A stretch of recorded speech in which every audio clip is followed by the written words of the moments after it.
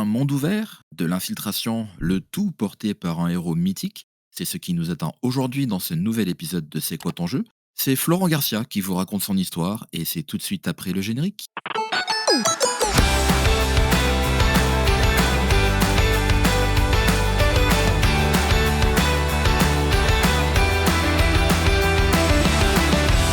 Bonjour à toutes et à tous et bienvenue dans ce nouvel épisode de votre podcast C'est quoi ton jeu? Nous sommes déjà le 25 juin 2024 et nous embarquons ensemble pour ce 22e et avant-dernier épisode de la saison 3, soit au final l'épisode 57 de CQTJ. Et oui, avant-dernier, déjà, la saison 3 tire sur sa fin. Alors j'ai cœur à recevoir un peu tous vos avis et envies pour la suite de ce podcast.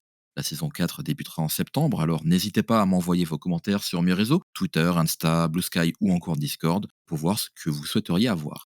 Qui dit fin de saison aussi dit forcément été, et je suis certain que l'invité du jour s'accordera bien avec cette saison propice aux musiques et aux festivals. En effet, pour m'accompagner aujourd'hui, j'ai le plaisir de vous partager une histoire autour d'un jeu en compagnie d'un spécialiste de musique, créateur de contenu de qualité. Alors bienvenue à toi Florent. Bien, écoute, merci pour l'invitation, merci, salut. Enchanté vu que c'est la 1re fois qu'on a un échange, de vive voix ensemble Absolument, tout à fait. et écoute, je suis, ravi d'être là pour une fois, parler de voilà, d'un sujet qui effectivement, que je connais un peu parce que c'est le jeu vidéo, c'est quelque chose que je pratique moi, pour mon plaisir, mais c'est vrai que principalement les gens, qui me connaissent, s'ils me connaissent, c'est plutôt pour l'aspect musical parce que, j'ai surtout une chaîne, YouTube sur laquelle je parle de musique et je fais de la vulgarisation musicale. On en parlera dans une seconde partie d'émission. Mais c'est vrai que pour moi, c'est un peu l'essence même de ce podcast, c'est recevoir des gens qui viennent un peu de tous les horizons pour évoquer au final un lien qui nous unit, à savoir le jeu, donc des jeux vidéo, hein, jeux de société, jeux de cartes ou autres. Et c'est vrai que dans les invités que j'ai reçus, j'ai des chefs pâtissiers comme Nina Métayer qui est venu, Donald Renew, qui est un comédien de doublage. J'ai eu des créateurs de contenu comme Best Marmot qui a pas mal joué à Magic the Gathering et Hearthstone par exemple. Je trouve que c'est chouette, en fait. Toutes ces personnes qui ont des activités différentes, mais qui se retrouvent sur un point d'intérêt commun. Bah, que complètement et surtout qu'on est des générations effectivement où j'ai l'impression, de par, je sais pas l'évolution, culturelle ou quoi, on a beaucoup de points communs justement sur cet aspect jeu. Parce qu'il y a eu vraiment des grosses, vagues de mode, qu'on a subies surtout dans les années 90 tout ça, Ouais, qui ont fait que c'est vrai que peu importe en fait un petit peu le milieu d'où tu viens ou quoi, on retrouve, «Ah bah, tu as joué à ça, ah bah, tu collectionnais ci», et souvent il y a pas mal de points communs à ce niveau-là, peu importe le milieu dans lequel on est aujourd'hui, quoi. c'est vrai, absolument. Je suis absolument d'accord avec ça. Et te concernant toi, le jeu est arrivé comment dans ta vie? Alors moi, c'est arrivé assez tôt. J'avais un grand frère qui avait, 3 qui a toujours 3 ans de plus que moi. Ouais, Quand tu es gamin, quand tu as un grand frère qui a 3 ans de plus que toi, c'est vraiment un modèle, tu vois? Tout ce qu'il fait, tu l'observes et tout et bah, il avait des amis qui avaient, la Nintendo 64 à l'époque. C'était milieu des années 90 et c'est vrai que moi, mon premier contact avec les jeux vidéo, OK. ça a été ça. Ça a été un jour, mon père qui revenait de déplacement, qui nous avait entendu parler de Nintendo 64, tout ça et qui en avait trouvé une d'occasion sur Lyon et qu'il avait redescendu parce qu'on habitait dans le sud et il est revenu avec cette console. Alors dessus, on avait GoldenEye, on avait des obscurs jeux, Knife Edge, des trucs, c'était improbable, Ouais, parce qu'il avait pris un lot comme ça de jeux et ça a commencé comme ça avec, l'ignoble manette de Nintendo 64. c'est clair. Mais enfin, j'ai vraiment un affect pour cette manette énorme parce que ça a été, mon premier contact physique, tu vois? Avec une interaction, vidéoludique, on va dire. Ouais. Et forcément, bah, à l'époque, on se butait à GoldenEye, forcément avec le multijoueur local et c'est comme ça que ça a démarré. Alors plus tard, des années plus tard, on a eu aussi la PlayStation, on a pu passer sur des licences à la Final Fantasy. On a rattrapé les grands classiques de la Nintendo, les Mario 64 et compagnie. Ouais. On a eu une Game Boy et voilà, c'est comme ça que ça a démarré, mais disons, voilà, mon premier contact, ça a été la génération Nintendo 64, PlayStation. En vrai, franchement, découvrir le jeu avec GoldenEye, franchement, c'est canon, quoi. Ah, c'est super, mais tu sais, je me rappelle encore à l'époque où, des mécaniques de jeu qui, aujourd'hui sont complètement acquises. Tu sais, Ouais. c'était par exemple le fait que tu aies les armes et les munitions sur le sol Oui, c'est vrai. et que quand tu marches dessus, tu les récupères et je me rappelle à l'époque qu'on m'expliquait ça. Tu sais, on me disait parce que j'étais en mode: «Ah bah, j'ai plus de munitions». On me fait: «Ah bah, là, tu vois par terre, il y a un petit truc». En plus, c'était modélisé. Bon, il fallait savoir que c'était une arme qui était par terre, tu vois? Sur un écran, cathodique, avec 3 pixels et demi, tu voyais un petit truc par terre et «Ah bah, ça, tu vois, c'est une arme, si tu marches dessus, tu vas avoir les munitions». Et c'est marrant parce que du coup, c'est, des mécaniques que tu retrouves toujours aujourd'hui. Alors à l'époque, on était Ouais. sur des gameplays FPS, tu sais, avec un seul stick, c'était un peu abominable, hein, quand tu reviens dessus, c'est assez costaud. Mais tout ça, le fait de récupérer de la vie, voilà, apprendre à viser, quand tu vises la tête, ça fait plus de dégâts. Tous ces trucs-là, tu sais, c'est assez drôle de d'y repenser que tu découvrais tout, quoi. Tout était une découverte Alors que maintenant, forcément, il y a tellement de jeux qui l'ont repris et ça vaut pour GoldenEye, ça vaut pour Mario 64, ça vaut tous ces trucs-là, les premiers gros jeux de la 3D, quoi, Ouais, dont on retrouve toujours les mécaniques aujourd'hui un peu partout, quoi. GoldenEye, moi, j'ai des souvenirs incroyables et d'ailleurs, j'attends avec impatience qu'un de mes invités, choisisse ce jeu parce que même moi, j'ai des souvenirs exceptionnels sur celui-là. Eh ben, écoute, j'avais hésité, mais je me suis dit: «Non, j'ai plus envie de parler de Metal Gear aujourd'hui», mais ça a failli. J'ai failli te mettre GoldenEye quand même dans la liste, mais je pensais que quelqu'un, tu vois, t'en aurais parlé déjà, avec le nombre d'épisodes. Mais il y en a tellement des jeux comme ça qui ont un peu marqué l'histoire, du jeu qui voilà, mais bon, peut-être que tu reviendras et que peut-être ce sera toi qui nous en reparlera, qui sait? Écoute, avec plaisir. Et donc tu découvres le jeu, le temps avance, et tu découvres un petit peu, alors tu découvres pas le jeu du jour, le jeu, qu'on va parler qui est Metal Gear Solid 5, The Phantom Pain, hein, c'est celui-là? Ou Ouais. c'est Ground Zeroes? Bah, en fait, c'est les 2. Oui, Mais OK. disons, ça va être The Phantom Pain principalement qui est quand même le plus gros, Ground Zeroes, c'était juste un petit peu l'introduction, l'apéritif avant le vrai jeu, quoi. Ouais, c'est ça. Comme tu vas nous parler de ce jeu-là, ça veut dire que tu as découvert Metal Gear aussi un peu en amont et comment s'est fait l'approche, la rencontre avec ce jeu particulier? Metal Gear, j'ai découvert, disons même grosso modo toute l'œuvre de Kojima, donc qui est le créateur de Metal Gear, plus tard, plutôt à l'adolescence, parce que c'est vrai que les Metal Gear, PlayStation, les premiers Metal Gear Solid, Ouais, moi j'étais encore jeune, tu vois? J'avais moins de 10 ans quand c'est sorti et c'est des jeux qui ont quand même une emphase sur, le scénario, des problématiques un petit peu géopolitiques, énormément de oui, cinématiques, un gameplay qui est assez stressant pour un enfant. Tu sais, je me rappelle quand j'étais enfant, j'avais un petit peu peur de jouer à des trucs d'infiltration et tout parce que tu as peur de te faire repérer et tout. le sursaut, tout ça, ouais. Exactement. Donc on m'avait raconté à l'époque, tu sais, c'était dans les cours d'école, on te racontait les anecdotes, «Ah bah, il y a un méchant, il s'appelle Psychomantis et il peut lire, dans tes pensées, il peut lire les données de ta carte mémoire» et tu te disais: «Mais quoi? Mais c'est incroyable, c'est un truc de malade», tu vois? C'était un petit peu les légendes urbaines autour de certains gros jeux comme ça et donc en fait, j'ai un ami qui m'a prêté quand j'étais au collège Metal Gear 3, Ouais, Snake Eater, que j'avais démarré, mais pareil, j'avais été un petit peu, surpris par l'aspect très cinématique, très scénarisé. Donc je l'avais lâché assez vite parce que je me rappelle, ça s'ouvre sur une cinématique, tu sais, mais c'est des cinématiques à la Kojima où tu es parti pour au moins une demi heure.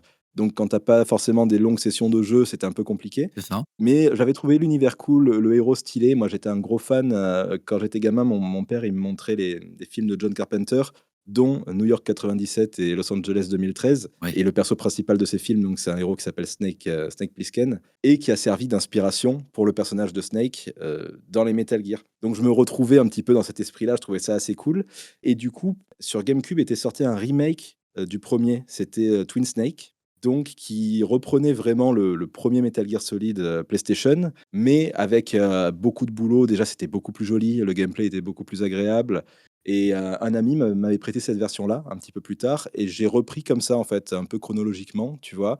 Avec le remake du premier et qui était vraiment excellent, OK. vraiment très, très bon remake et ensuite, en parallèle, il y a Metal Gear 4 qui était sorti donc en plus, non seulement l'histoire des jeux est compliquée, mais je les ai fait dans le désordre, donc c'était encore plus compliqué. Je suis revenu au 2 que j'ai trouvé vraiment Ouais, excellent. Ensuite, j'ai pu enfin m'attaquer à Snake Eater qui est vraiment très, très bon aussi, qui est un peu différent des autres, dans le sens où il se tient plus par lui-même, c'est un peu plus une histoire cohérente, c'est pour ça, je pense que c'est un des épisodes favoris de beaucoup de gens, parce qu'il est un peu plus classique dans son approche, un peu moins méta que les autres peut-être oui. et donc j'ai pas fait les épisodes PSP, j'ai pas fait Peace Walker, ni les Metal Gear Acid qui étaient sortis. J'avais fait le Rising qui était un spin-off, beat'em all et forcément, bah, quand il y a tout le teasing, bien des années plus tard qui a commencé autour de Metal Gear, 5, Ouais, bah, forcément, moi j'adore, la manière qu'a Kojima de teaser déjà ses jeux, ne serait-ce qu'en termes de com, je trouve c'est toujours, très marrant, sa manière de faire, de cacher des détails à droite à gauche, de fai donc j'avais adoré suivre ça à l'époque et après forcément, voilà, quand le projet a commencé à être un peu moins opaque, on y a vu plus clair. Donc on a commencé à apprendre des choses, qu'il y aurait d'abord un premier jeu qui est Ground Zero, qui effectivement est une «introduction» entre guillemets au vrai jeu, qui est sorti alors bon, c'était quand même cher à l'époque, je sais plus s'il coûtait 30 ouais. balles ou enfin, ça sentait déjà le projet où, c'était trop ambitieux, ils avaient besoin de se faire de la thune, tu vois, pour rembourser avant même que le jeu sorte, ils Oui, ont sorti un bout du jeu aussi cher qu'un jeu pour c'était déjà un peu comme ça. Mais déjà quand Ground Zero est sorti, en fait, le gameplay était fou et c'était vraiment un pur gameplay d'infiltration. De toute façon, pour moi, le gameplay, de Metal Gear 5, c'est le meilleur gameplay d'infiltration qui a jamais été fait et qui a toujours pas été dépassé, n'importe où parce que je suis un gros ce jour, ouais, fan de jeux selon toi, ouais. ouais, ouais, clairement et d'ailleurs, il y a toujours des jeux qui s'en inspire. D'ailleurs, je sais pas comment tu veux construire un petit peu tout ça. Je sais pas si tu veux qu'on parle gameplay, qu'on parle histoire, parce qu'il y a tellement de sujets possibles avec MGSV que je moi-même, je sais pas par où attaquer, quoi. Non, t'inquiète pas. De toute façon, qu'on aborde ou pas le gameplay, ce qui est important pour moi, c'est, ton ressenti et quel souvenir tu en as. Donc après, tu l'abordes vraiment dans le sens que tu veux, mais surtout par rapport à ton Bah, en fait, déjà, ce qu'il est important de noter, c'est que c'est le jeu sur lequel j'ai le plus d'heures. ah oui, Sachant que c'est pas beaucoup. Je joue pas beaucoup, j'ai pas beaucoup le temps, en ouais, fait, forcément, j'ai OK, avec mon activité et tout ce que je fais autour, j'ai pas beaucoup de temps à consacrer au jeu. Donc en fait, déjà, un jeu sur lequel je passe plus de 30 heures, c'est beaucoup. ouais, Un jeu sur lequel je passe plus de 50 heures, c'est extrêmement rare et plus de 100 heures, bah, je pense qu'il y en a 2. Ça doit être Metal Gear Solid 5 et Witcher 3, tu vois? Voilà. d'accord, ouais, ouais, ouais. Et après, en dessous, doit y avoir peut-être, Cyberpunk que j'ai beaucoup aimé. Mais voilà, il y en a ça se compte vraiment sur les doigts d'une main, quoi. Tu vois, les jeux, sur lesquels j'ai passé plus de 50 heures, ouais, Zelda, Breath of the Wild, voilà. D'accord, J'ai été surpris moi-même en voyant le nombre d'heures que j'avais passé dessus, en fait, parce que j'avais pas du tout l'impression d'y avoir joué autant. Et en fait, je trouve que, tu sais, parfois, il y a des jeux comme ça qui ça clique avec toi, quoi, où vraiment tout l'ensemble du jeu, tu fais: «C'est parfaitement cohérent, c'est tout ce que j'aime, à tous les niveaux et c'est parfait». Parce que bien sûr. MGSV, on le disait avant de lancer l'enregistrement, c'est vraiment pas l'épisode le plus aimé, en général, de la série, quand on fait des recherches, sur internet. Tout simplement parce que c'est un jeu qui a beaucoup de défauts. D'accord, C'est un jeu qui n'est pas fini. Comme beaucoup de jeux, j'ai l'impression, de cette génération qui étaient trop ambitieux, en fait. Tu vois, c'était un peu l'époque aussi Final Fantasy, c'est 15. clair. Des jeux très, très ambitieux, sur une génération, de consoles qui te permet, en fait, d'avoir des graphismes de fou. En fait, ça te permet d'avoir cette ambition folle pour les jeux, mais ça demande des moyens qui sont colossaux, quoi. Et forcément, les studios, ils ont pas envie de lâcher, 400 millions dans un jeu, surtout que c'était une époque, là aussi, où le jeu mobile, et les pay to win et compagnie commençaient de plus en plus à à prendre, tu vois, une grosse part du gâteau. Et donc forcément, tu vois, Konami, qui produisait le jeu, je peux comprendre qu'ils aient eu cette posture de dire: «Attends, on a Kojima en pleine folie des grandeurs là, qui nous bouffe, dizaines de millions sur dizaines de millions, alors qu'on peut se contenter de faire un jeu mobile qui va nous rapporter sûrement plus, qui nous coûtera 10 fois moins». Et le contexte de développement de Metal Gear, il est super intéressant, enfin il est super intéressant. Ouais, Il est assez terrible parce qu'il porte tous les stigmates de cette problématique-là, de la thune et de l'évolution des formats de jeux vidéo de l'époque, en fait. Dans le sens où voilà, c'était un jeu solo, ultra ambitieux, avec des mécaniques complètement folles, à une époque où, c'était un peu la mode de dire que, le jeu solo allait mourir, tu vois? Que le multi était l'avenir, tout ça. ouais, ouais, c'est vrai. Et donc Kojima a eu d'énormes problèmes avec Konami dans le développement et ça s'est terminé, avant même que le jeu ne sorte, sur la news, Kojima se fait dégager par Konami. Konami, garde la licence Oui, Metal c'est ça. Gear, donc lui vole un petit peu son bébé et le jeu, à demi-mot, ne sera pas fini, quoi. Ouais, moi je l'ai pas fait, mais c'est vrai que dans les critiques, ce qui se ressent, c'est que le jeu, il commence vraiment sur les chapeaux de roue et au fur et à mesure qu'on avance, on a l'impression que les mécaniques, en fait, elles se répètent, on va dire les missions se répètent et en fait ça floppe un petit peu sur la continuité. Ouais, c'est ça. A après justement, je trouve que la base, le cœur du jeu est tellement à des années-lumière, au-dessus de la plupart de ce qui se fait ailleurs, que pour moi, je m'en fous. En fait, je pourrais faire ça en boucle, je m'en fous, c'est parfait. Ouais, Mais tout à fait,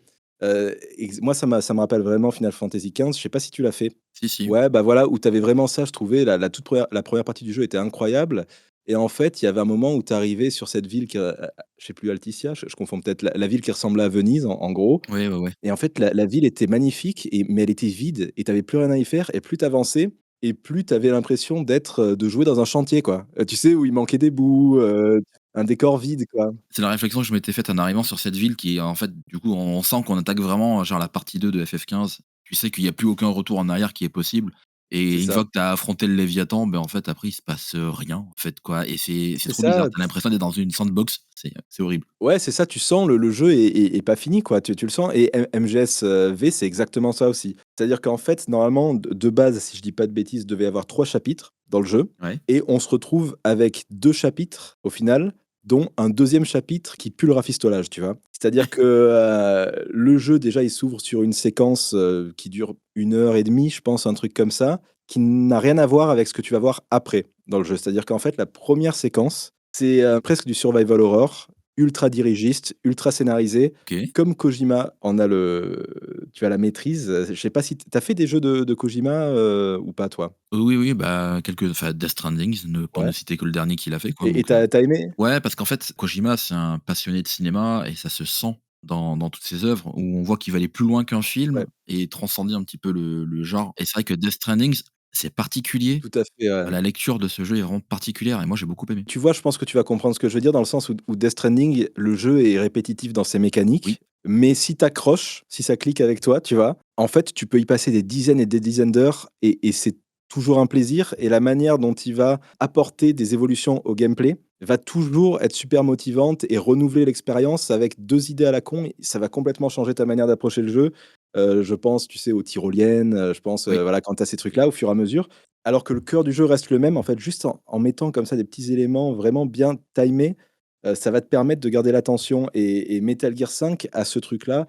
Alors moi, j'ai adoré Death Stranding, hein, j'ai vraiment adoré, mais MGS5, je trouve, est encore plus fort dans sa manière de gérer tout ça. Parce que du coup, donc comme je disais, on a donc cette introduction qui est ultra dirigiste, qui est honnêtement flippante, hein. Je trouve que Kojima, justement, quand il s'amuse à faire de l'horreur, c'est Ouais. vraiment très, très fort, tu vois? Moi, j'ai jamais peur quand je joue à des jeux vidéo, même les films, j'ai pas peur. Mais c'est le seul qui a réussi quand même à me foutre, tu vois, un peu ce truc. C'était notamment sur, Pity, donc la Oui, démo qu'il avait fait pour Silent Hill à l'époque. rien que pour ça, je vendrais pas ma PS4 quoi, tu vois? Donc Ouais, bah, tu vois, moi, j'ai eu un orage qui me l'a fait éclater et j'ai perdu ma démo de Pity. Je suis tu dégoûté. m'étonnes. Mais, mais tu vois, c'est le seul truc où j'ai eu ce frisson de me dire: «Putain, là, je sais pas ce qui se passe, je sais pas où je vais» et tu sais, tu arrives pas à anticiper et c'est ultra étrange et je trouve qu'il a vraiment cette science de la mise en scène où il peut te faire des trucs très, très flippants. Donc toute l'intro de MGS5 a cet aspect très, très désorienté, tu comprends pas trop ce qui arrive, tu as un gameplay qui est très lourd, c'est très dirigiste, pardon et en fait, après, quand le jeu se lance, chapitre 1, boum, tu es lâché dans un open world. Alors, open world, c'est un grand mot pour Metal Gear, c'est pas vraiment un open world au sens où on l'entend, tu vois? Oui, c'est pas The Tu as une Witcher grosse quoi. map avec plein de c'est pas The Witcher, c'est pas un truc à la Ubisoft où tu as plein de points d'intérêt, machin bidule. C'est plus, voilà, tu as une très grosse zone, libre où tu te balades avec bah, c'est l'Afghanistan. Tu démarres dans une zone qui est l'Afghanistan. Tu as 2 zones dans le jeu, en gros, l'Afghanistan et l'Afrique. Je sais plus exactement quelle région d'Afrique depuis le temps, j'ai oublié. Ouais. Pour moi, l'Afghanistan est vraiment la région la plus réussie parce que du coup, c'est très, très désertique et en fait, tu vas avoir de temps en temps des bases militaires à droite, à gauche et en fait, les missions, du jeu vont te faire t'infiltrer dans telle base, aller de tel point à tel point et en fait, voilà, tu vas jouer comme ça dans la zone et entre les missions, si tu veux, tu peux te «balader» entre guillemets dans l'open world mais c'est pas ça l'intérêt du truc, tu vois? Tu as pas vraiment d'intérêt à te balader, c'est pas là où tu vas t'éclater, quoi. Bien sûr, ouais. Et en fait, ce qui est assez génial avec MGS, V en tout cas, c'est, tu sais, il y a cette grille d'analyse, je sais pas si tu en as déjà parlé, ça après c'est une des grilles d'analyse de jeux vidéo, je pense, les plus répandues, mais c'est le fait de découper le gameplay minute par minute, seconde par seconde et heure par heure. Alors je connais le concept, on en a jamais vraiment parlé dans l'émission, mais c'est peut-être l'occasion de présenter un petit peu le concept. Carrément, bah, c'est en fait pareil, hein, si je me trompe ou si tu as des trucs plus précis, tu pas, tu m'interromps, hein. Bien sûr. Mais disons que c'est vrai que dans l'analyse de jeux vidéo, en fait, il y a plein d'approches qui existent et dont cette approche qui consiste à analyser le gameplay d'un jeu, seconde par seconde, minute par minute et heure par heure. Et en fait, donc l'analyse heure par heure, ça va être par exemple sur un RTS ou un jeu de construction ou un anneau ou un truc comme ça, où tu vas te dire: «OK, bah, je démarre, je pose ma ville là, dans une heure en gros», enfin dans une heure, j'exagère, mais en gros, d'ici quelque temps, je prévois que ma ville va s'étendre comme ça et en fait, tu analyses, voilà, le gameplay en gros sur une longue période de temps pour un jeu Ouais, c'est ça. et ça va être l'évolution que tu vas avoir, voilà, entre ta minute 1 et ta première heure, bah, ta ville, elle va avoir grandi énormément, par exemple, sur un jeu, sur un SimCity, j'en sais rien, un truc comme ça, et toi, tu auras prévu, en fait, tu auras anticipé cette évolution sur le long terme. Encore le long terme à échelle de jeux vidéo. Ouais. Minute, par minute, ça va être, par exemple, les choix que tu vas prendre, bah, typiquement, sur un jeu, d'infiltration qui te laisse une liberté d'approche, ou un Assassin's Creed, ça va être: «Bah, écoute, ma mission, c'est d'aller là-bas, à l'autre bout de la ville, de faire ci. Est-ce que je choisis cette route-là par la droite, où je sens que je vais pouvoir plutôt la jouer infiltration? Est-ce que je me prends une mitrailleuse et puis je vais faire ma mission plutôt en mode bourrin?» Et comme ça, voilà, tu vas choisir en gros dans les prochaines minutes comment va évoluer ton gameplay, et ce qui va se passer. Et le seconde par seconde, ça va vraiment être le feeling, par exemple dans un Doom Eternal ou un truc comme ça, C'est la réflexion à l'instant T, quoi. voilà, c'est la réflexion à l'instant T. Donc, dans un Doom Eternal, ça va être: «OK, bah, je vais tuer tel type d'ennemi de cette manière-là, je vais récupérer de la vie. Là, je sens que j'ai un mec à droite, donc je vais tirer sur le mec à droite» et c'est vraiment, en gros, le truc instantané, quoi. Un jeu de plateforme, pareil, tu as un gameplay seconde par seconde qui est super important. Pour moi, j'ai vraiment cet amour, on va dire, si le gameplay seconde par seconde est foiré, c'est-à-dire que si manette en main, c'est pas agréable, tu vois? J'ai déjà ça m'emmerde. Ouais, Déjà, j'ai un problème à ce niveau-là et c'est là où Metal Gear 5 est très fort, c'est que c'est pas facile de trouver un jeu qui arrive à avoir ces 3 gameplays maîtrisés ouais, et pour moi, Metal Gear 5, c'est le jeu justement qui a le mieux maîtrisé ces 3 gameplays. C'est-à-dire que le gameplay seconde par seconde, donc ça va être la manière dont tu interagis par le prisme de Venom Snake dans le jeu, donc vraiment le gameplay purement, le feeling que tu as quand tu as la manette à main, la manette en main, comment tu contrôles ton personnage est juste incroyable. J'ai jamais vu un TPS où c'est aussi agréable de prendre en main le truc, tout en ayant énormément de possibilités de gameplay différentes. C'est-à-dire que tu vois, il y a un truc qui est tout con, c'est le fait de pouvoir t'accroupir ou t'allonger. C'est extrêmement bête, c'est très, très bête dit comme ça, oui. mais tu vois, si tu réfléchis à des TPS où tu peux marcher, courir, t'accroupir et t'allonger, il y en a pas tant que ça, Ah ouais, ouais. déjà. Je vois où tu veux en venir, Et ouais. tu vois? Et déjà ça, en fait, ça va te permettre, une approche, une liberté d'approche parce que c'est un jeu, Metal Gear, c'est quand même une licence d'infiltration à la base et moi, c'est comme ça que j'aime jouer et ça va te permettre de te cacher, voilà, dans plein d'endroits différents, de te relever, de vraiment gérer ta vitesse d'approche qui est assez folle et ça a été repris notamment si tu regardes, Last of Us 2 Ouais, qui a un bon gameplay justement dès que tu commences à avoir des zones un petit peu ouvertes avec pas mal d'ennemis et où le jeu commence à te laisser de la liberté, en fait, bah, tu sens que les mecs, ils ont joué à Metal Gear 5, tu vois? C'est en mode, OK, c'est le gameplay de Metal Gear 5, en un peu plus dirigiste, en un peu moins sympa, mais tu as ce truc-là aussi de pouvoir t'allonger, notamment les séquences avec Ellie, je me rappelle où tu as des maisons un peu partout et tu as vraiment ce truc-là où tu peux t'allonger pour te cacher, tu vas dans les herbes, c'est vachement plus viscéral et réaliste que justement, tu sais, la fameuse mécanique à la Horizon où tu vas juste t'accroupir, tu as un gros paquet d'herbes au milieu, ah bah, tu te mets dedans, on te voit plus, ouais, ouais, je tu vois, sors, ouais. on te voit.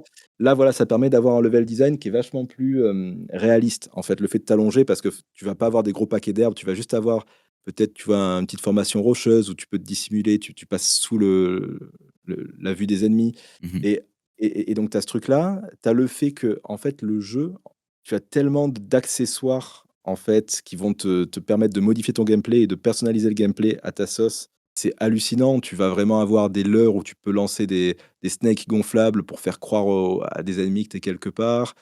Tu vas avoir un petit cigare qui te permet de faire passer le temps si tu décides d'un coup. Tu vois, il y a trop de soleil, tu te dis: «Vas-y, je vais plutôt attaquer la base de nuit», tu fais passer le temps, que ça te permet d'approcher la base de nuit. C'est vrai, il y a plein de petites mécaniques comme ça qui sont pensées déjà pour, bah, apporter un petit peu du confort aux joueurs, mais aussi qui s'intègrent parfaitement, en fait, dans l'histoire proposée. Exactement, tout le lore, tout l'aspect technologique est super cohérent. Tu as aussi des lunettes qui te permettent comme ça de marquer les ennemis à distance, des jumelles et qui t'impliquent beaucoup plus dans le gameplay que, ça va être une fonctionnalité que tu vas retrouver sur certains jeux, mais de manière beaucoup plus artificielle, où les ennemis, tu vas les voir à travers les murs, tu vois? Ils vont apparaître tout seuls. Alors que là, en fait, certes, tu as cette espèce de, Mmh. de truc pas réaliste de marquer les ennemis, mais la première étape, tu vas quand même devoir la faire de loin avec tes jumelles, les repérer, les voir vraiment. Tu vas pas les voir à travers les murs et une fois que tu as fait cet effort-là, après ils vont être marqués et ça va te permettre, toi, de construire l'approche que tu veux sur une base. Ouais. Et c'est plein de petits détails comme ça qui arrivent à t'impliquer dans toutes les mécaniques et à rendre le truc vachement plus, palpable et fun, en fait. C'est juste super fun de construire ton approche et ça, c'est super fort parce que Metal Gear jusqu'au 5 justement, c'était plus des cinématiques que du gameplay et quand tu avais du gameplay, c'était sur des toutes petites zones, des couloirs où, voilà, c'était de la petite résolution de casse-tête. Tu vois comment je veux m'approcher là, mais ça allait jamais très loin. Même le 3 qui se passait dans une jungle, en fait, c'était des couloirs avec un skin de jungle par-dessus et j'adore le 3, hein, c'est pas pour dénigrer ça. Mais là, en fait, ça change complètement l'approche que tu as du jeu et on passe d'un jeu principalement cinématique, avec quelques phases de gameplay rigolotes, à l'inverse, en fait et c'est ça qui est super fort et qui est réussi. C'est que le jeu, une fois que tu as passé l'intro qui est très longue, il te lâche complètement et tu vas pas avoir beaucoup de cinématiques. Ça va être, énormément de gameplay et de gameplay ultra fun et en fait, tous les moments que tu aimais dans Metal Gear, parce que c'était épique, tu avais Snake qui faisait un truc de fou, machin bidule, ils vont un peu être mis de côté et là où tu vas vraiment avoir, OK. des sensations fortes, on va dire, c'est vraiment quand tu sais que, voilà, tu sais que dans cette base-là, il se passe un truc, tu dois récupérer quelqu'un et tu arrives de nuit, de loin, tu rampes et tu vois la base, hop, qui apparaît derrière une formation rocheuse et tu vois le truc et tu dis: «OK, putain, là, il y a un mec quelque part au fond, il va falloir que je rentre là-dedans». Tu vois des gardes partout et tu as cette espèce de truc où en fait, c'est cette sensation-là, tu l'as dans le gameplay, tu vois? C'est toi qui joues là, c'est toi qui as le contrôle et cette espèce de vertige de te dire: «Waouh!» là, je vais faire un truc de ouf, tu vois? Là, je vais m'infiltrer, je vais faire et je trouve ça assez fort d'avoir réussi à prendre le risque. D'accord, OK. Mais après forcément, Kojima oblige, c'est aussi un jeu, plein de thématiques qui sont super, intéressantes. Après attention, D'accord. ça reste du Kojima, ça reste très souvent de mauvais goût. Le traitement des personnages féminins, c'est toujours à la japonaise, à la Kojima, c'est souvent très limite. Mais j'arrive à lui excuser parce qu'il y a tellement de générosité et il y a tellement d'idées folles, tu vois, dans le truc, que ça donne presque un charme au jeu, tu vois? Et il a cette intelligence même dans Death Stranding, qui est un jeu qui est très lourd thématiquement, tu vois? C'est la fin du monde, c'est l'apocalypse, il y a des morts partout, machin bidule. Mais il a toujours ce côté second degré qui est très, je trouve, développeur japonais. De jamais oublier que c'est un jeu vidéo et que quand même, faut que ça soit un peu fun, tu Ouais, vois? je vois ce que tu Un veux jeu dire. qu'il faisait très bien aussi, c'était le Resident Evil 4 et le remake de Resident Evil 4 qui est sorti il y a pas longtemps, où en fait, tu as des vannes tout le temps. Genre, oui, c'est un jeu d'horreur, mais tu sens que les mecs, ils se marrent. Tu sens qu'ils prennent du plaisir. Ils te lâchent des vannes de temps en temps, ils te lâchent des trucs kitsch, mais tu sais qu'ils savent que c'est kitsch et c'est drôle et Kojima a ce truc-là aussi où tu as l'impression qu'il a toujours quand même du recul Ouais. sur son jeu et même s'il aborde des thématiques qui sont, très lourdes, tu vois? Metal Gear 5, ça brasse tellement de trucs. Bah, déjà The Phantom Pain, tu as la douleur fantôme, ça traite, de pertes, de plein de choses. C'est un jeu qui cite énormément Moby Dick, qui reprend beaucoup de des thématiques de Moby Dick. Il ça parle aussi quand tu es en Afrique, tu as des phases avec des enfants soldats, tu as des trucs, tu vois? Il y a vraiment plein de sujets comme ça qui de base sont ultra casse-gueule et peuvent être ultra lourds Ouais. et je trouve qu'il s'en sort vraiment pas si mal et il arrive à rendre le jeu, assez léger à certains moments pour, te faire souffler. Va tu sois pas en mode: «Waouh, là c'est lourd», tu vois? Là j'en ai marre et je trouve c'est assez japonais cette manière de d'écrire les jeux. C'est un truc que tu retrouves pas mal chez Capcom ou quoi, où voilà, tu as toujours ce truc même quand le sujet de fond est sérieux, même quand ça se veut dans un univers un peu réaliste, hop, les mecs n'oublient pas que c'est un jeu et que quand même ça va, quoi. D'accord, ouais. On est là pour s'amuser. Dans le fond, on est là pour s'amuser, quoi. Ouais, je vois. Moi, j'ai, une dernière question à te poser, à propos du jeu et que je me sens obligé de te poser, c'est ton ressenti par rapport au mixage, à la musique et ce jeu? Pour moi, c'est un 10 sur 10 à tous les niveaux, même si je t'ai dit, je sais qu'il y a des défauts et tout, point de vue perso, j'adore ça. Il y a beaucoup moins de musique que, dans un Metal Gear 1, Metal Gear 2, le thème de Harry Gregson Williams, tu vois? C'est vraiment le thème de Metal Gear, que tout le monde connaît ou quoi. Franchement, je crois que je suis incapable de te chantonner, tu vois, le thème de Metal Gear 5, mais j'ai aucun problème avec ça.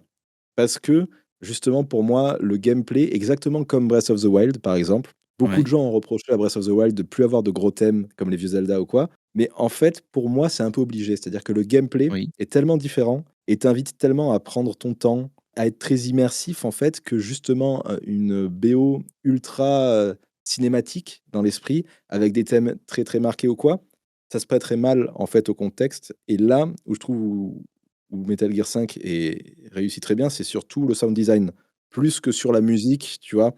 Et les gens ont tendance à prendre le sound design pour acquis, en fait, à même pas trop l'analyser. C'est-à-dire que quand un sound design est excellent, ouais. souvent les gens juste ne le remarquent pas et ils vont le remarquer quand il est mauvais et ce qu'ils regardent quand ils parlent de bande son, ça va être la musique. Voilà, est-ce qu'il y a un gros thème, qui reste en tête, quoi? Mmh. Et Metal Gear, pour moi, comme Death Stranding a un sound design qui est hallucinant. Je sais pas si tu te rappelles, mais tous les bruits, absolument tous les bruits, moi, je les ai en tête, tu vois? Toujours, alors que ça fait longtemps que j'ai plus joué. Quand tu fais ton gros scan, là, tu as un espèce de gros tu vois? Et qui est complètement, synchronisé avec le scan qui se met. Tu as l'Odradec qui clignote, qui fait des petits bruits très Oui, mécaniques, quand tu as ton bibi. Tu as tous les bip bip quand tu arrives près d'une base, tu vois? Quand tu perds de la batterie sur la moto. Tous ces trucs-là, je les trouve hallucinants et Metal Gear 5 a ce truc-là aussi. C'est-à-dire que c'est un sound design qui est déjà ultra poussé et ultra présent. Dans le mix, il est très, très fort parce qu'il va te donner des indications en jeu et là aussi, c'est très fort, c'est réussir à faire un sound design qui est à la fois cohérent, qui dénote pas avec la direction, la DA du jeu et qui en plus va te servir, oui. d'indication sur certains éléments. Par exemple, il y a une mécanique que tu peux désactiver si tu veux te faire le jeu en mode beau gosse très dur. Mais en fait, c'est une mécanique justement où quand un ennemi te voit, vu que c'est un jeu d'infiltration, et que tu peux avoir des bases avec énormément de gens, en fait, le temps va se ralentir, tu vas avoir comme un petit bullet time Ouais. et tu vas avoir un petit bruit d'alarme avec un bruit de temps qui se ralentit, tu vois? Alors dès là, c'est aberrant, un bruit de temps qui se ralentit. Comment tu fais ça? Bah, écoute, ils le font très, très bien. Tu vois? Si je te le fais entendre, tu fais: «Ah ouais, c'est un bruit de temps qui se ralentit, tout à fait» et en fait, voilà, ça te permet comme ça, tac, d'avoir l'information: «OK, on m'a vu, tac, tac, tac» et c'est à la fois un peu stressant pour te faire comprendre qu'il y a de l'urgence parce que là, on est en train de te voir, donc faut que tu réagisses vite et à la fois très satisfaisant dans la manière où le zoom de ton arme au même moment va te permettre de cibler et c'est plein de choses comme ça, c'est parce que c'est un jeu qui est plein de menus, aussi. On n'en a pas parlé, mais le gameplay heure par heure, pour le coup, est excellent. Tu as tout un système de gestion de base en parallèle de ce gameplay, d'infiltration qui est complètement fou. En parallèle, tu développes une base, en fait et tu passes pas mal de temps dans des menus. D'habitude, je Ouais. déteste ça. Là, j'adore ça. C'est, Mais là, au final, ça passe. c'est ça, là, c'est incroyable et forcément, du coup, tu as tout un sound design de menus, de cliquetis, de machins, de bidules qui ont été faits aussi qui est très, très fort et donc pour moi, voilà, en termes de mix et en termes de sound design, c'est un jeu qui est complètement fou et se focaliser sur: «Ah, mais il y a moins de thèmes musicaux forts que dans les premiers MGS», c'est vraiment, pas regarder au bon endroit, tu vois? Voilà, ouais. Sachant qu'en plus, tu as un doublage vocal qui est toujours hallucinant dans les jeux de Kojima. Là, c'est, Kiefer, Sutherland, tu sais, l'acteur de 24 heures chrono, Ouais. qui prend le rôle de Venom Snake. Avant, c'était, David Hayter, un autre acteur qui doublait Snake. Pour celui-là, ça a changé et il a que des petites interventions de temps en temps, mais genre les voix sont toujours parfaites, c'est parfaitement bien joué. C'est plutôt pas si mal écrit comparé, je trouve, à des passages de Death Stranding ou quoi et du coup, ouais, tout l'univers sonore est complètement cohérent et c'est pour ça, c'est vrai que moi, vu que Ouais. je fais souvent de l'analyse musicale et que je suis musicien, Oui, c'est pour ça que je t'avais on posé la attend question, ouais. voilà, on a tendance à me dire: «Ah mais tu vu, il y a moins de thèmes, enfin c'est moins cool, qu'est-ce que tu penses?» On s'attend souvent à ce que je dise: «Ah bah la musique de Breath of the Wild, c'est pas terrible, Red Dead 2 non plus», tu vois ou Ouais. quoi? Quand je joue à ces jeux-là, je m'attends pas à avoir des gros thèmes parce que je trouve que le gameplay s'y prête pas ou s'y prête mal et par contre, tout ce qui est sound design, je trouve ça, passionnant, tu vois? C'est un truc que j'adorerais faire et je trouve que sur Metal Gear, sur Death Stranding, sur Breath of the Wild ou quoi, c'est vraiment, du boulot de fou et vraiment, voilà, faut pas se focaliser sur: «Ah bah, j'ai pas un thème musical qui me rentre en tête». Faut se focaliser sur, OK, mais, en fait, tu t'en rends pas compte, mais là, le son, il te fait passer plein d'informations, il rend toute ton exploration ultra cohérente et vachement plus immersive et c'est vraiment là-dessus, c'est vraiment un travail, je trouve, qui est plus fin et moins dans ta face, tu vois? Qu'une grosse BO, musicale. Ouais, ouais, tout à fait. Le sound design, de toute façon, c'est l'essence même d'un jeu, c'est ce qui fait que tu vas être immergé dans ce jeu ou Ah pas. mais complètement. En tout cas, écoute, merci pour, ces souvenirs. On voit que le jeu t'a marqué. Est-ce que tu peux te présenter pour les gens qui ne te connaissent pas? On a un peu compris que tu travaillais un peu dans la musique. Tu as une chaîne YouTube Florent Garcia, de ton vrai nom. Et je te laisse un petit peu la parole pour que tu te présentes un petit peu à l'audience. Ouais, bah, je m'appelle Florent Garcia, effectivement. Je suis musicien. Alors, comme je le disais en intro, en général, si on me connaît plutôt, grâce à ma chaîne YouTube, sur laquelle je fais des vidéos de vulgarisation de théorie musicale, où je fais de l'analyse de groupe. C'est vrai que j'ai une approche qui est plutôt centrée sur des groupes de rock, de blues, de rock de papa un petit peu et mais de temps en temps, je fais aussi de l'analyse de musique de jeux vidéo et de films. Ouais, Et en parallèle, en parallèle de ça, bah, je suis aussi musicien de session. Si vous allez sur Spotify, pareil, j'utilise mon vrai nom partout, c'est plus simple comme ça, sur Florent Garcia. Je fais pas mal de productions, qu'on pourrait qualifier de lo-fi, chill-hop. ouais, C'est un courant que j'aime bien. Pareil, justement, ça me rappelle un petit peu le travail de sound design dont on parlait, qui est beaucoup sur le travail des textures, sur la finesse du mix, tout ça, c'est vraiment un truc que j'aime bien faire. Donc voilà, je fais aussi du studio quand il y a besoin de prise de guitare pour certains artistes, un peu de musique à l'image, OK, ça et j'ai aussi des cours de guitare parce que mon instrument de base, c'est la guitare. J'avais fait le conservatoire à l'époque, tout ça et j'étais ouais. prof avant de démarrer, ma chaîne YouTube et disons le reste de ma carrière qui m'a un peu poussé à arrêter le boulot de prof. Mais voilà, c'est pour ça aussi que j'ai cet aspect assez pédagogique, je pense, sur ma chaîne et mon but, si tu veux, quand quelqu'un voit ma vidéo, c'est que, il ait envie soit d'écouter, soit de jouer de la musique en terminant la vidéo et qu'il soit reparti au moins avec une petite info qu'il avait pas avant de regarder la vidéo. Donc voilà, si la personne qui termine ma Ouais. vidéo a envie d'écouter ou de jouer de la musique, qu'il ou elle, pardon, a appris au moins un petit quelque chose, je suis content, c'est que j'ai accompli ma mission, tu vois? Tes vidéos sont super cool, pour ne prendre que les récentes. Là, bah, tu avais fait l'analyse de musique de Dune Ouais, tout à fait. et j'ai beaucoup aimé aussi, la vidéo où tu expliques, en fait, pourquoi il y a toujours des problèmes de son dans les films d'aujourd'hui. Oui, c'est ça, ouais. Je m'autorise quelques sorties, thématiques, ça reste toujours dans l'univers du son, mais c'est vrai que c'était un truc, les problèmes de mixage justement, on parlait de mix, tu vois, dans les jeux vidéo avant, c'est un truc qui est ultra Ouais, compliqué, en fait, à mixer un son. Aujourd'hui, il y a tellement de systèmes de diffusion de son, c'est très compliqué de faire des mix qui sont cohérents et effectivement, le problème du volume sonore dans les films, c'est un truc que que beaucoup de gens rencontrent. Donc ça m'avait fait marrer de faire une vidéo sur, ce sujet-là, quoi. on peut te retrouver où, du coup, hormis YouTube, sur les réseaux? Bah, j'ai Instagram sur lequel je suis assez actif, où je poste pas mal de musique, de formats un peu différents et puis après toutes les plateformes de streaming, si vous êtes intéressé par entendre ce que je fais, Spotify, Apple Music, Deezer et compagnie. Voilà, j'ai ma musique aussi là-dessus. Mais sinon après en contenu plus traditionnel, c'est vraiment YouTube et Instagram, mes plateformes principales, quoi. Très bien. Pour ma part, le podcast CQTJ, bah, c'est un peu comme d'habitude, hein, c'est sur le site cqtj.fr, Instagram CQTJ Podcast ou encore Twitter @joels82, Joel 3 fois la lettre S 82. N'hésitez pas à venir sur les réseaux si vous voulez plus d'informations à la fois sur Florent et à la fois sur le podcast. Puis voilà, un petit mot pour la fin. T'as prévu de quoi pour cet été?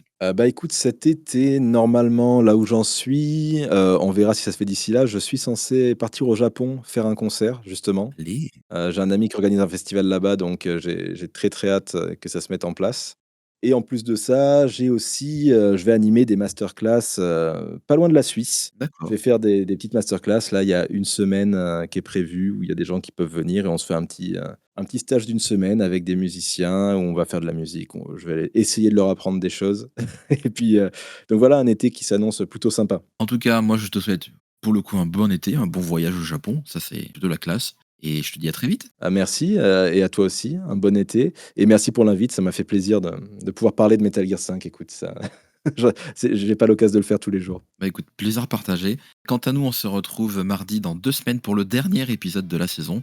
Alors d'ici là, portez-vous bien, jouez bien et n'oubliez pas, hein, qu'on a tous au moins un jeu qui nous a marqué. Et vous, lequel c'était?